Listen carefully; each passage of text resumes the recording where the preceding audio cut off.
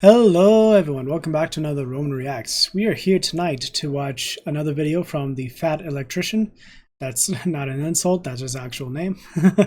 So we're going to be giving this video a watch called the Old 77th, the Old and Age and Treachery, the Unstoppable 77th Injury Division. So yeah, we're going to be giving this a watch and having a go. It is a long video, by the way, so we are going to be having to watch. So we got some drinks here, not sponsored, wish I was, and a bit of popcorn. Popcorn's always good, depending on, like in you know, you never know with popcorn. Some people like it nice and buttery. Some people just like something plain. Some people like it salty. You just never know. So yeah, but limit it to, like, say maybe once a week or something like that. Not like every day we're just like consuming popcorn. It's like raw, and you're having to run to the bathroom like several times, like and all that. But anyway, let's just get on with it, shall we? Anyway, here we go. All right, Old Age and Treachery, the Unstoppable 77th, 3.2 million, which is not bad. Wish I had those numbers, but I gotta become popular first. And speaking of popular, I just want to say that I recently gained 1,500 subs. So you guys are amazing. Thank you so much. So keep on coming on by with some fresh ideas, new video reactions, and the like. And yeah, just do some basic things here and there. Anyway, let's just dive in and have some fun. So 3, 2, 1. A lot of you probably already know the name Desmond Doss, and even more of you would remember it if I reminded you that he was the conscientious objector in World War II that refused to carry a weapon into combat. Despite that, he saved 75 men at Hacksaw Ridge as a medic. But what almost none of you have heard of is the experimental unit that he was a part of. Today we're talking about the 77th Infantry Division, aka the Old Bastards. Ladies and gentlemen, whether you realize it or not, we've all been exposed to the concept that you should never underestimate the old guy, because sometimes he just might be a complete badass. We see it everywhere. There's memes and commonly held sayings all over the internet, like youth and exuberance is no match for old age and treachery, or beware an old man in a profession where young men die. And if that wasn't enough, in pop culture and TV, there are characters in pretty much every show and every movie that are the embodiment of this sentiment, and they are more often than not the fan favorite that everybody loves. On Nickelodeon, a kids channel, you see characters like Uncle Iroh and King Boomy. In anime, you see characters like Master Roshi. In more adult shows, you've got characters like Mike from Breaking Bad, Lloyd from Yellowstone, and Sir Barristan from Game of Thrones. Characters like this are everywhere in pop culture, and they are catered to every age group because it is never too early to learn the simple concept of be careful, because that old man just might whoop your fucking ass. And I bring all this up because it raises one simple question. If old men really are such badasses and experience is truly such a valuable asset, what would happen if you made an entire army out of old guys? Well, we don't have to wonder, because in World War II, America did just that, and the results speak for themselves, and we're going to get into it right after a word from our sponsor. This video is brought to you by Henson's Shaving. Okay, here's the deal. Henson's is a family-owned machine shop that makes parts for the aerospace industry. There's literally parts on the Mars rover that these guys made, and one day they woke up and they're like, hey, we're just going to make the most precise safety razor on the market. And this is it. This is all they sell. It comes in aluminum or titanium. If you want to pay extra, it comes with a little stand. And then they also sell the razor blades, so you have a one-stop shop, not because their razor blades are proprietary, because this thing will take any shaving razor blade on the market. You don't have to buy their proprietary cartridge. You don't have to sign up for their monthly delivery thing. No, you buy this one time and then you can put any 5-cent razor in it and shave for the rest of your life. So the product itself is fantastic, but more importantly, the company is awesome, because every time a YouTuber does an ad like this, they get sent a little media packet full of talking points, what to say, what not to say, and so on. Now, I'm not supposed to disclose this, but the brief that I got for Henson's basically said there is no script, do whatever you want, we trust you. Also, in the first paragraph, they said this, quote, if for whatever reason you don't get a good shave with our product, please let us know. If we can't help you, then don't endorse us. We think we've made one of the very best razors in the world. If you disagree, we'd rather not ask you for a non-genuine endorsement. So the razor's great, and this is the type of company that you actually want to give your money to. I'm gonna have a link for them down below. Let's get back to the video. Here we go again. Okay, here's the deal. I've been making pro-American history videos on the internet for about 2 years now, and without fail, every single time I make a video about America and World War II, I get this exact keyboard warrior in the comment section. Buh! America didn't win World War II. They showed up late and tried to take credit for it. Buh! Okay, look, on one hand, I want to give this a serious answer. There's no American that's saying America won World War II all by themselves. Nobody is saying that. It was a huge team effort by the big three, America, the UK, and the USSR, as well as a bunch of other countries that were... If I remember correctly, it was British intelligence, US manufacturing, and Russian blood that won it. Occupied or close to being occupied. They all made humongous sacrifices to win World War II. It was a massive team effort. So when an American says America won World War II, they're simply saying the Allied forces won, America is part of the Allied forces, therefore America won. It is a factually correct statement, just like it would also be a factually correct statement to say that the USSR and the UK also won World War II. On the other hand, if we're talking shit, I can do that too, because guess what? When it comes to World Wars, America's the MVP. I hate to break it to you, but let's just face facts here. If World War III breaks out tomorrow and we're picking teams by lining all the countries up on the wall like it's dodgeball in gym class, guess who's getting picked first? America. If you disagree with that, it's because you're being disingenuous or you're fucking dumb. And the whole America showed up late to World War II thing, look, #1 seed in the tournament gets a bye. Don't hate the player, hate the game. Furthermore, it's not like World War II was on the verge of ending and America popped in at the last second so they could be on the winning team, okay? World War II ended because America came off the fucking top rope with aircraft carriers, Sherman tanks, and atomic bombs. Sorry, I'm getting horribly sidetracked. I apologize. The point I'm trying to get to is that there's a lot of people on the internet that like to say America showed up late to World War II, but the fact of the matter is it's not like America had a choice. That was literally the only option because in 1939 when World War II kicked off, America didn't really have a military to go fight with. Okay, let me break this down for you. 16 million Americans served in the military in World War II, and at its peak, the US military had 12 million people actively serving in it. In 1939, when World War II started, America's military had 200,000 people in the Army and 100,000 people in the Navy. To put that into perspective, America had the 19th largest military on the planet, and 18th was Portugal, which is approximately the size of Indiana, which is one of America's 50 states. And if that wasn't bad enough, not only was the American military small, it also just wasn't very good at this Wait a minute, what? point in time.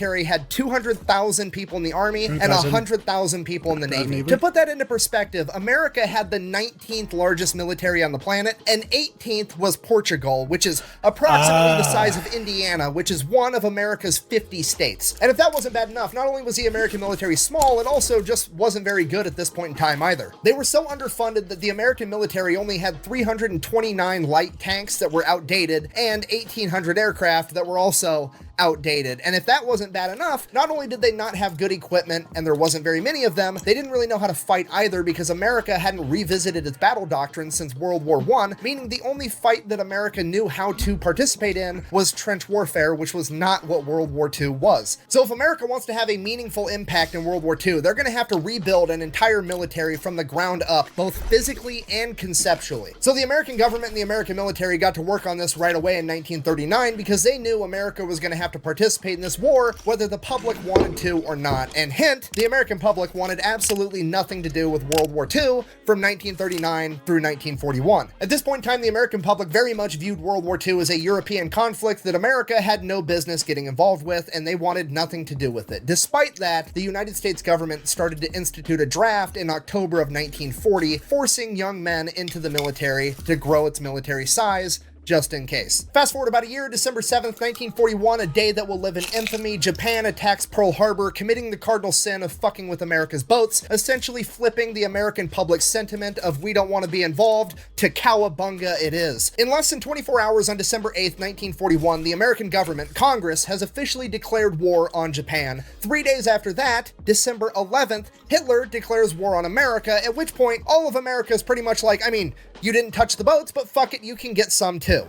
It's a bold strategy, Cotton. Let's see if it pays off for them. In the days and weeks and months following the attack on Pearl Harbor, not only have hundreds of thousands of young men volunteered to join the United States military, but the draft would ramp up as well. The Army was growing so much so fast that they were activating and standing up new divisions left and right, one after another. And by March of 1942, these new divisions that were being stood up were almost entirely comprised of draftees. They had some officers and some NCOs that were assigned to stand up the entire division, but aside from that, all of the new guys that were coming in were all untrained new recruits that were drafted. And one of these first all draftee divisions was the 77th Infantry Division. Now, I need you to understand how absolutely crazy this situation is. Standing up a new division is a humongous undertaking, okay? A military unit of that size, that's like 15,000 men. That is a living, breathing entity, okay? There's history, there's standard operating procedures, there's leadership, there's a way of doing things, and that way has probably been written in blood for years by the men that came before you, and you're just popping one up overnight. Okay, that's fucking crazy. Okay, let me explain this in a hypothetical so hopefully you can understand a little bit better, okay?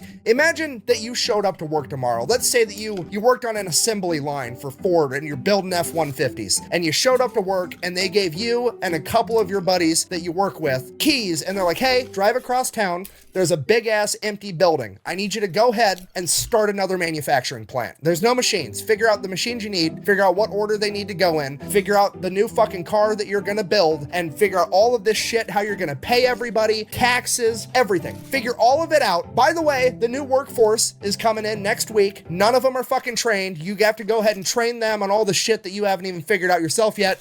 Good luck. And if that wasn't hard enough, the 77th Infantry Division was a guinea pig division. It was literally an experiment. You see, the high-ranking military and the government were concerned, and they didn't know what it was going to take to win World War II, and they didn't know if they had enough young men, 18, 19, 20, 21, 22, 23. What if all of those young men got taken out and we needed to rely on the older generation of men to go fight this war? They needed to know what these older men in their 30s and 40s and 50s would be capable of physically doing on the battlefield, and they needed to get that data now so they had it in the future should they need it. So when they comprised the 77th Infantry Division, they basically gave them all of the old guys. Okay, the average age of a draftee in 1942 was 23 years old. The average age of somebody in the 77th ID was 33 years old. And bear in mind, that's the average. The oldest new recruit I could find in the 77th Infantry Division was 53 years old, and he was a World War I veteran. And some of you are probably like, yeah, 53 is pretty old, but 33 isn't that old at all. Why are you making a big deal about this? Okay, look, as far as joining the military at the age of 33, that's ancient. That's almost unheard of. I mean, think about it. You can join the military at 17 years old, be done, and have 20 years in service with a full pension at 37, 38 years old, and these guys are joining at 33. I mean, when I went through basic and AIT, the oldest guy we had was my buddy Flores. He was 28 years old, and everybody called him Gray Bush the Wise. So the point I'm trying to get across to you is like, yeah, it's really weird to join the military that late in life, but also it's a good kind of weird, because every person that's been in the military ever, if you came up to them and asked them, hey, if you had to go off to war and you could either go with a platoon of 18-year-old kids or a platoon of 30-year-old men,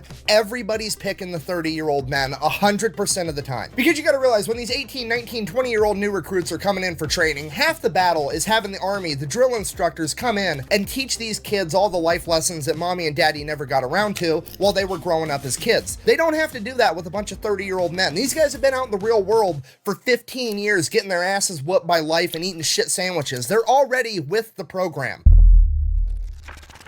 So the 77th ID shows up to Fort Jackson, South Carolina for basic training. That's 16 weeks, and then another 12 weeks for their advanced training, which for most of them is just going to be infantry. And they absolutely crush it. They show up, and there's very little like disciplinary or life lessons being handed out by the drill sergeants because, well, they're older than most of the drill sergeants. It's literally a bunch of middle-aged men showing up being like, okay, I'm here, show me what I gotta do to not die. And then, whenever somebody was being an asshole, they would police themselves. Like, one of the new recruits was being a dick, all the other new recruits would handle that issue internally before it even got to the drill sergeants, because they wanted everybody squared away. So fast forward 2 months, they are on week 8 out of the 16 for basic training, and they are head and shoulders above all the other new training divisions. They are the best division they have. They are so good that when Winston Churchill came over from England halfway through their basic training, they were the unit that was selected to do a parade for Winston Churchill to show off how badass the American army was going to be. And here's what Winston Churchill had to say about it. Quote, "The faces of the men gave me the greatest and everlasting memory of the day. I have never been more impressed than I was with the bearing of the men whom I saw. The undemonstrative, therefore grim determination of the newly drafted bodies bodes ill ill for our enemies. So this experimental guinea pig unit of old guys is absolutely crushing it. They go on, they finish basic training. I don't have the exact stats, but it is documented that a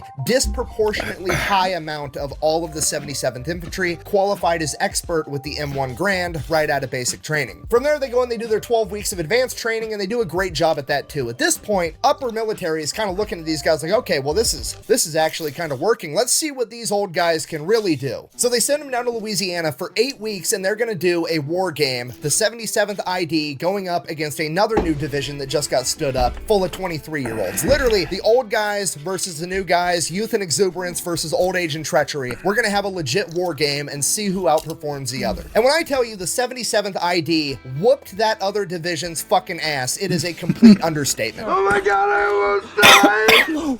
I almost died, I was so scared. Okay, now at this point, it's winter in Louisiana. It's gonna be cold at night, especially considering they're not allowed to have tents and they're not allowed to have fires. They're just out there sleeping on the ground for 2 months doing this war game, going force against force. So, naturally, the 77th ID wants to play the mental warfare game and ruin it right out of the gate for these young kids. So, bearing in mind that it's winter and everybody's gonna be cold at night, the 77th launches a bunch of very aggressive ambush attacks, basically pinning the other force between them and a river, and they just keep advancing closer and closer until the other division is forced to cross the river on foot, getting all of their shit completely soaked. Okay, and some of you are probably like, oh, they got a little bit wet. Who cares? Trust me, if you were living outside for 2 months and every possession that you owned to your name was on your back in a backpack and you weren't allowed to have a tent or fire to dry your clothes and all your shit just got soaked, you would care. Okay, there's nothing worse than walking around for 16 hours holding a gun with a heavy backpack on, and the only comfort you get at the end of the day is some dehydrated food and the opportunity to change out your wet socks for more wet socks. Okay, whether you believe me or not, I just need you to trust me, it's gonna take a mental toll on some 18, 19, 20-year-old kids, believe me. And from there, it only gets like 1,000 times worse. I keep reiterating this, but you gotta remember, these are middle-aged men, okay? These are dudes that are working construction jobs in the 1940s before OSHA was around, walking around on I-beams with no harnesses, eating lunch, and nobody gives a shit. You got dudes that were working in offices before they had an HR department, okay? These guys are bringing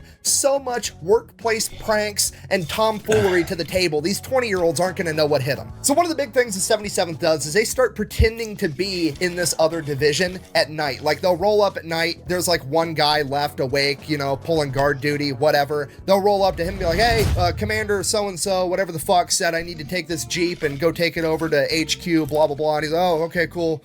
Yeah, whatever, man. He like nods back off asleep while he's supposed to be on guard. 77th ID guy just steals their Jeep. I mean, strategically transfers it to a different location. Like, they're stealing all their vehicles, they're stealing all their equipment. And then, you know, usually when you're doing military stuff, you want to sever enemies' communications so they can't communicate at all. Not the 77th ID. No, we've got fucking Jimmy who worked for the phone company for 10 years. We're going to find the enemy communication lines, we're going to tap into them, and then we're just going to start feeding them bad intel to make complete fucking chaos behind enemy lines. And then all the boys are going to gather around the radio at night, and we're all going to listen to the higher-ups in their chain of command complain about how poorly they're performing.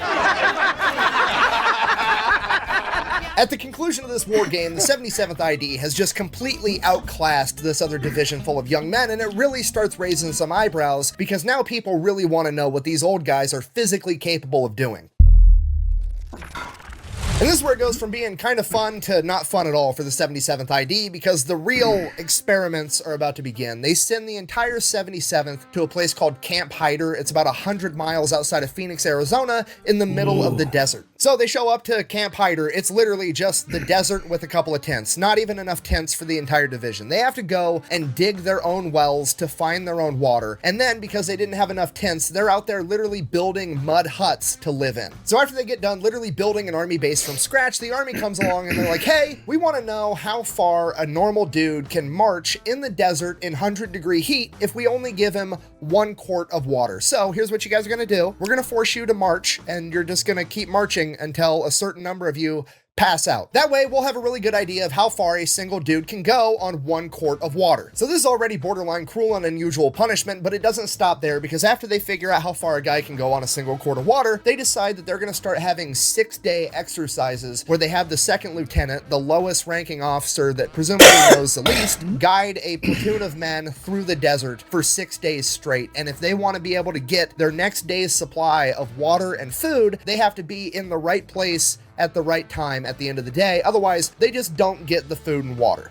You thirsty, Stanley? Okay, they're literally doing some Hunger Games shit with their own troops. And for those of you that don't know, it's literally a running joke in the military that lieutenants suck at land navigation and always get lost. There's literally men that die from exposure and dehydration during this period at Camp Hyder from the 77th Infantry Division. And this goes on for 6 months that the 77th is out in the middle of the desert having experiments run on them. And after that 6-month period came to an end and they got orders saying they were going to move on to some other type of training, they decided that in true military fashion, they were going to put this behind them by utilizing a dark sense of humor. The joke was that their time in the desert was just as shitty as actually going to war, so they came up with their own medal, the Hyder Campaign Medal, to commemorate their time in the desert, that they would all wear on their uniforms as a joke. The ribbon of the medal was made out of a piece of sandpaper, and the medal itself was a broken thermometer. And to everybody's surprise, the War Department decided that they were not going to officially recognize the Hyder Campaign Medal. Regardless, the entire unit is now being shipped back over to Pennsylvania, where they are going to have 1 month of advanced rifle marksmanship training, despite the fact that most of them already qualified as expert. So they go, they do that, they get even better at shooting than they already were, and then after that, the Army comes out and they're like, hey, I've got this new sub-zero temperature sleeping bag that I want to have tested, so we're going to take you guys, our guinea pig division, we're going to send you over to West Virginia, have you go up in the mountains with this new sleeping bag, no tents, no fires, I just want you to live there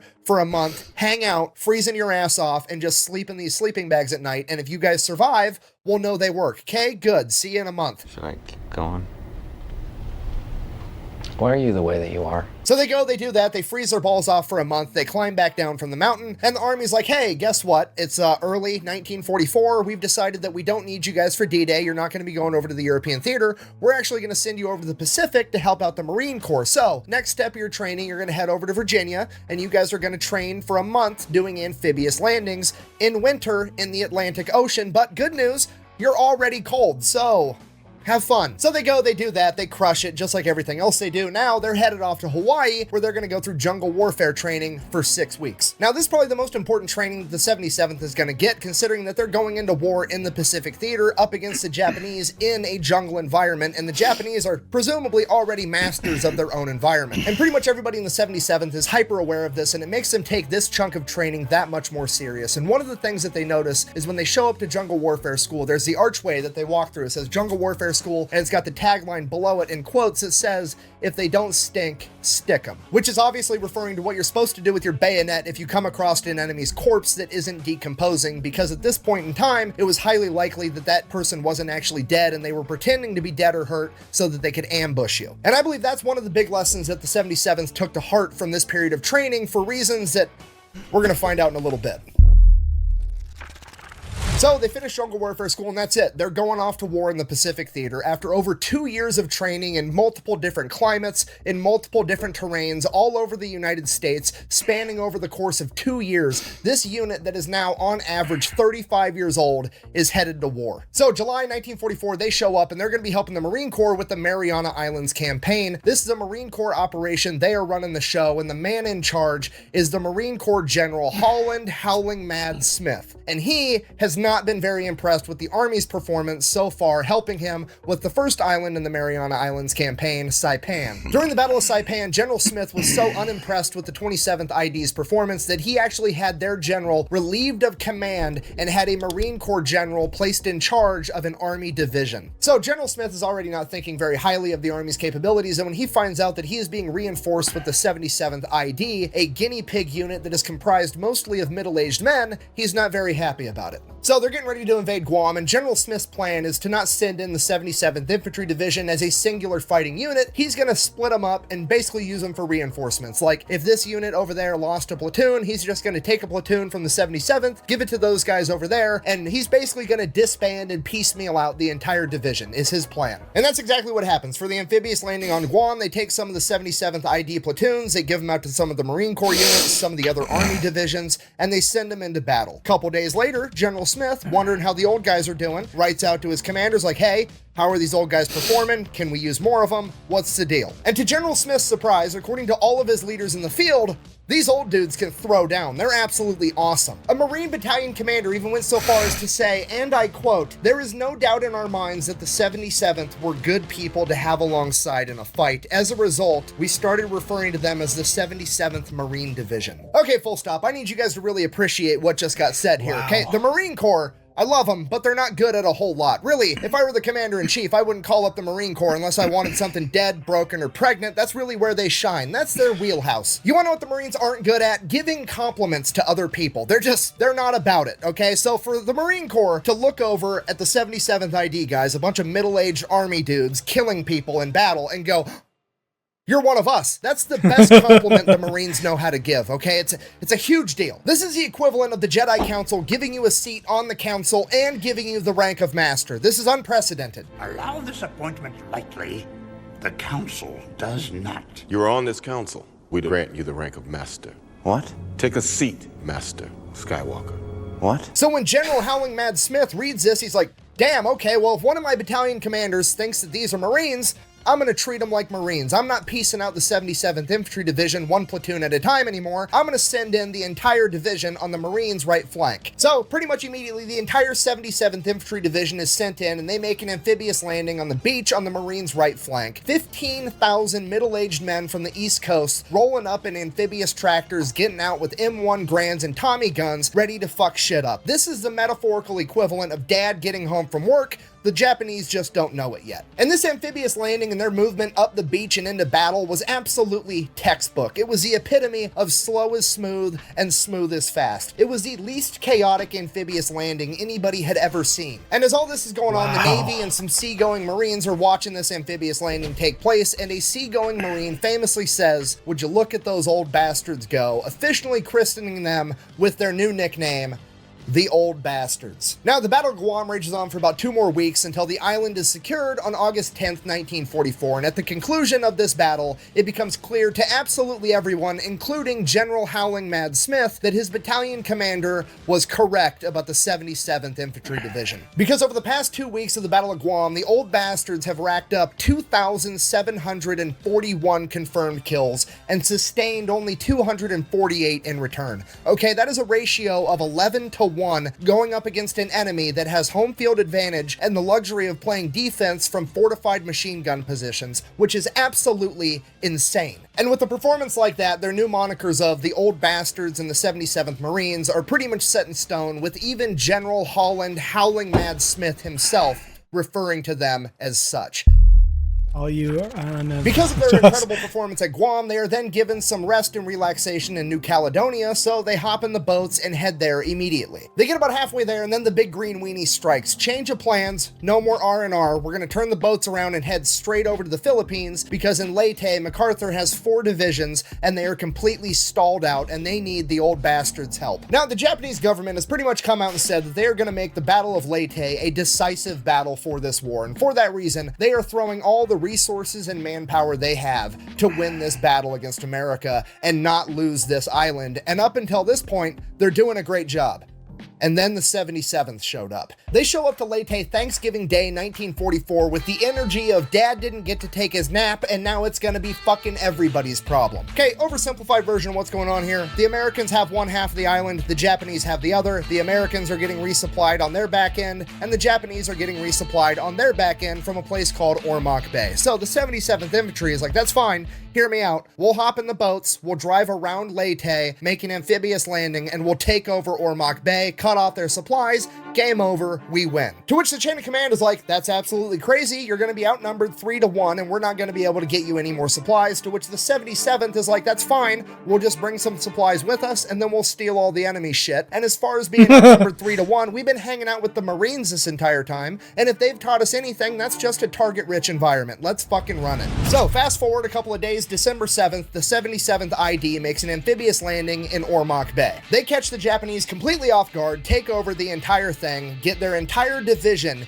into the bay in 35 minutes. Then they start bringing in artillery and M10 tank destroyers. So they get everything squared away. They establish a defensive perimeter, also known as a beachhead. Then first thing tomorrow, bright and early, they're going to start kicking ass, right? Right, everything's great. Couple hours later, guess who shows up? A Japanese landing ship full of Japanese troops, not having gotten the memo that America runs Ormoc Bay now. So the cover of night aim all of the artillery and the M10 tank destroyer at this ship as it gets closer and closer, getting ready to offload its barges full of troops and more supplies. The ship gets as close as it's going to get, it sends out its first barge, and the old bastards just wait patiently as the barge gets closer and closer, and as it gets within 50 feet of them, they open fire with the 50 caliber machine guns, pretty much sinking it immediately, as the man on top of the M10 tank destroyer yells out, "Get some flares in the air so I can hit these sons of bitches." As the flares get shot up, the enemy ship is illuminated as the artillery and the M10 open fire on it, sinking it in a matter of minutes. According to the 77th ID's unit historian, this is believed to be the only time in World War II history where an infantry unit has successfully sunk an enemy naval vessel. So they're already off to a great start, and what happens next is described by an observer from the War Department as a divisional epic. Over the course of the next 8 weeks, the 77th goes on an absolute rampage, taking over 3 cities,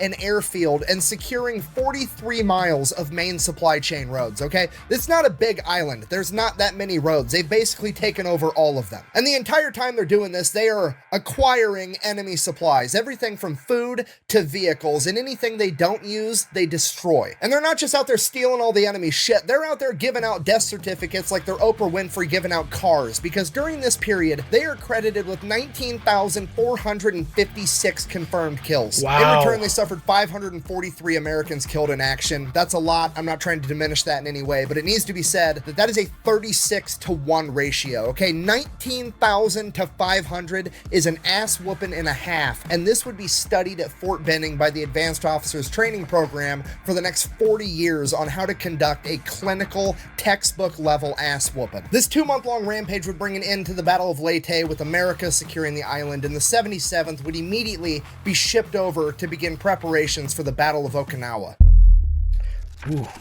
So they get to the staging area for the Battle of Okinawa, at which point they are informed that there is a small island chain known as the Karamaretto Islands. It is 15 miles off the coast of Okinawa, and the chain of command believes that they are going to be of strategic importance, and the 77th has to go clear them out. Now, the Karamaretto Islands is made up of 4 main islands, and the old bastards decide that they're going to take all 4 of them at once because apparently they're in a hurry. So that's what they do. They launch an amphibious landing on all 4 islands at the exact same time. Some of the islands they take over with 0 resistance whatsoever, and the other islands they face very, very little resistance. And for a second, it was so easy that they were kind of thinking maybe they just wasted a bunch of time and resources capturing these islands anyways, but upon further investigation, what they found was a fleet of 360 hastily made boats that were filled to the brim with explosives that the Japanese were going to use in a kamikaze-style attack, but instead of planes, they were going to be driving explosive boats directly into American ships during the main invasion of Okinawa. So being able to prevent the enemy from using these weapons during the invasion of Okinawa made this entire mission completely worth it. Okay.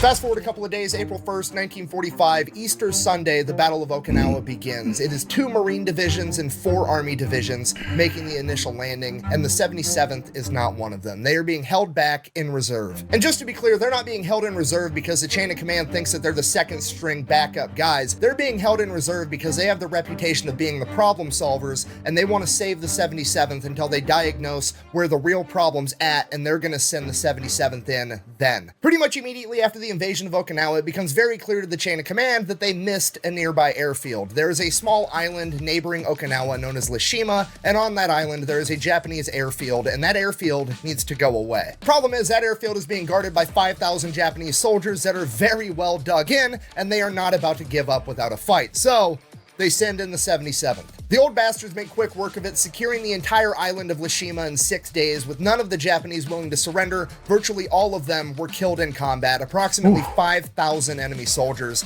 with the 77th losing 258 men in return. And while the old bastards are securing Lishima, the Battle of Okinawa is still raging on. It is one of the bloodiest, most hard-fought battles in American history. The island is being guarded by over 100,000 Japanese soldiers, with hundreds of heavy artillery pieces, thousands of mortar mortar positions and fortified machine gun positions. They have the high ground and they have underground tunnel networks. This entire battle is a fucking meat grinder. The entire island of Okinawa is an enormous problem and nobody is having a good time, but one of the most problematic areas is a 100-foot high cliff face where the 96th Infantry Division has been absolutely shredded. This place is known as the Escarpment, or as it would later become known as Hacksaw Ridge. The old bastards are being sent in to do what the 96th Infantry Division couldn't pull off. As they show up, they send 2 battalions up the 100-foot high cliff face to engage the enemy. The Japanese drove both battalions back, forcing all of them to retreat. All of them except for one. One of the youngest old bastards, a 26-year-old medic by the name of Desmond Doss,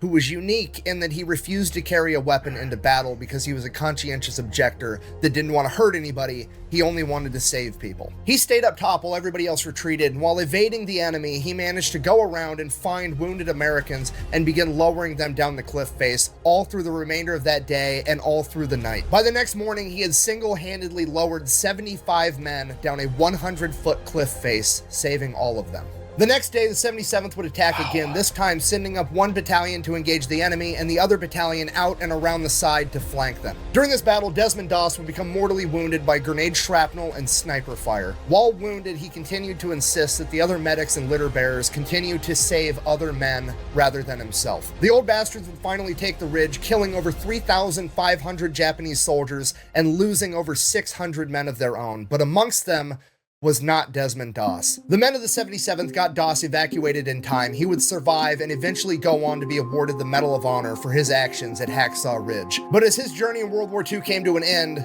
the old bastards still had work to do. 1 inch at a time. Now the 77th is going to be sent to capture Shiri Castle, but in order to do that, they have to punch through the Shiri Line, which is essentially a natural wall of hills and cliffs, and on top of them is 50,000 Japanese soldiers manning fortified machine gun positions with overlapping fields of fire. At this point, almost all of the American forces are stopped in their tracks somewhere along this line. 2 Marine divisions and another Army division, both stuck, unable to penetrate through. The spot where the 77th have to break through to get to Shiri Castle is approximately half a mile wide and 2 miles in length. It takes them 32 days of constant fighting to clear that 2 miles. During those 32 days and in that single plot of land, the Japanese forces suffered 14,000 men killed in action. All of the American divisions managed to break through the Shiri Line around the same time, and the Battle of Okinawa would rage on for a little bit longer, but the Shiri Line breaking was the last major defensive maneuver that the Japanese were able to do. Everything after that was small-scale skirmishes, and this would rapidly bring about an end to the Battle of Okinawa. After Okinawa had been secured, the 77th would receive word that they are to be shipped back to the Philippines, where they are going to be retooled, refitted, and receive a bunch of new guys to replace the men that they had lost, and they are going to be the only combat unit that was present in the Battle of Okinawa that is also to partake in the first wave of the invasion of mainland Japan. Which is probably the shittiest compliment imaginable. Hey, you guys did such a great job that you get to do it again. Luckily, however, after arriving to the Philippine island of Cebu, the 77th ID would receive word that America had utilized a new type of weapon by dropping an atomic bomb on Hiroshima and Nagasaki, forcing the Japanese to surrender, and they would not have to go and invade the mainland of Japan. This is terrific news, but it left just one thing the 77th ID had to do before they could finally go back home. You see, all throughout the Philippines, Southeast Asia, and the rest of the Pacific, there were still Japanese military members all over the place, scattered pretty much everywhere. Many of these groups of Japanese soldiers would refuse to surrender for months, or in some cases, even years or decades, refusing to believe that the Japanese Empire would ever surrender. And in the case of Cebu, where the 77th currently were, up in the mountains, there were approximately 5,500 Japanese soldiers. Fortunately, they were willing to surrender because they got orders directly from the emperor. Unfortunately, they were willing to surrender to literally anybody except for the old bastards. Bear in mind, we're back in the Philippines. These Japanese soldiers hiding up in the mountains in Cebu are the remnants of what was left after the Battle of Leyte, when the 77th went on a 2-month-long rampage, destroying everything. Now, to be fair, we don't know for sure why these guys were willing to surrender to literally anybody except for the old bastards. Maybe it was because they remembered a bunch of middle-aged men with a blue Statue of Liberty patch on their shoulder whooping their ass, and they just didn't want to surrender to them, or I have an alternative theory. You see, along this entire journey, the 77th has not only gained a reputation for being extremely effective in combat, but they've also gained a reputation for kind of sort of not really taking a whole lot of prisoners compared to everybody else. Now bear in mind, this is the Imperial Japanese. Not many of these guys got taken as prisoner because they would rather die in combat than lose their honor by surrendering. Despite that, out of all the POWs that were taken, the 77th somehow managed to take on the least. You know what, let me just read you guys the stats and you can come to your own conclusions. For all of the Pacific Theater across all branches of the US military, approximately 50,000 Japanese POWs were taken. That is a ratio of 44-1. For every 45 enemy soldiers that the American forces came up against, 44 of them were killed in action and 1 was taken prisoner. The 77th Infantry Division, on the other hand, only managed to take 358 POWs, which is a ratio of 122-1. And it gets way worse if you want to talk about the Battle of Okinawa in particular. During the Battle of Okinawa, all of the US forces combined took a total of 10,801 Japanese prisoners of war. That is a 10-1 ratio. Of those 10,801 POWs taken by the US forces at the Battle of Okinawa, the 77th ID was responsible for 58 of them at a ratio of 278-1 compared to the US Armed Forces ratio of 10-1. Okay, now to be completely honest, I have no idea why it's like that. Perhaps it's because the old bastards displayed exceptional rifle marksmanship. Maybe it's the fact that they took the jungle warfare lesson of if they don't stink, stick them to heart, and they followed through with that throughout the entire war. Either way, the fact of the matter is they've developed the reputation that they don't really take prisoners, and now there's 5,500 Japanese soldiers hiding up in the mountains that are too scared to surrender to the 77th ID, and they need them to surrender so that they can finally go home and mow their lawn after like 4 years. You always start before everyone wakes up, including roosters. What the? Hey, shut up! You shut up! So the leadership of the 77th sends it up the chain of command, hey, you're going to have to get some other unit out here to accept this surrender because they're willing to surrender to anybody except for us. To which the big army is like, just fucking figure it out. No, I'm not sending another group of guys out there. Get them to surrender one way or the other, make it happen, chop chop, hurry up. Now, the obvious answer is to just practice classic American diplomacy where you show up with a gun and a sandwich and ask them which one they would prefer and let them know that both is an option. The old bastards, on the other hand, have an even better idea. They are going to close this saga out the same way they opened it up by pulling some schoolyard bullshit and tomfoolery. So here's what they come up with. A lot of the new reinforcements that they were getting weren't old guys anymore. It was just whoever the army had. So it was 18, 19, 20-year-old kids. So they took them, had them take the blue Statue of Liberty 77th ID patches off their uniform, and they're going to send them up the mountain, have the Japanese surrender to them, separate them from their guns right there, and march them down the mountain. So that's exactly what happens. They start marching the Japanese down the mountain. Japanese are happy because they've gotten to surrender to literally anybody except the old guys with the blue Statue of Liberty patch on their shoulder. And then they get to the bottom of the mountain where there's a bunch of old guys with the Statue of Liberty patch on their shoulder. So the Japanese promptly shit their pants thinking that they're all about to die, at which point the 77th is like, look, calm down. We don't care. We're not going to hurt you. I just need you guys to get on the boats so we can ship you off to wherever the army wants you so that we can then get on our boats and we can go home because we're sick of this shit. And that's what happens. That's it. The 77th goes back home, the unit gets deactivated, and everybody lives happily ever after. So in conclusion, that is the story of the 77th Infantry Division, aka the old bastards. A bunch of middle-aged men originally seen as nothing more than a bunch of guinea pigs whose only meaningful contribution to the war effort could be to collect data points and run experiments on, that would somehow go on to become one of the most effective fighting forces the world had ever seen. They saw combat in the Pacific Theater for 11 months, and during that time they would lose 2,100 men, but for every old bastard that fell on the battlefield, he would take with him 22 enemies. The 77th was credited with 43,651 confirmed kills during this time period. They were the busiest army division in the Pacific Theater, and they were the only army division that was declared to be Marines by the Marine Corps. For this, the members of the 77th were awarded 6 Medals of Honor, 19 Distinguished Service Crosses, 2 Distinguished Service Medals, 335 Silver Stars, 22 Legions of Merit, 25 Soldier Medals, 4,433 Bronze Stars, and 16 Distinguished Unit Citations. Thank you for watching. Best way to support the channel is go buy some merch over the I wonder how many Purple Hearts as well. Bang. Out. Holy Seriously, this is one of the best stories and one of the funnest things that I've ever got to research. That being said, for some reason, once I found out that pretty much all these guys were from the East Coast, the only thing I could picture in my head was that all 15,000 of these dudes were rich high. You know, angry cops on YouTube. It's one of the most terrifying thoughts I've ever had in my entire life. Just 15,000 angry drill sergeants storming up the beach.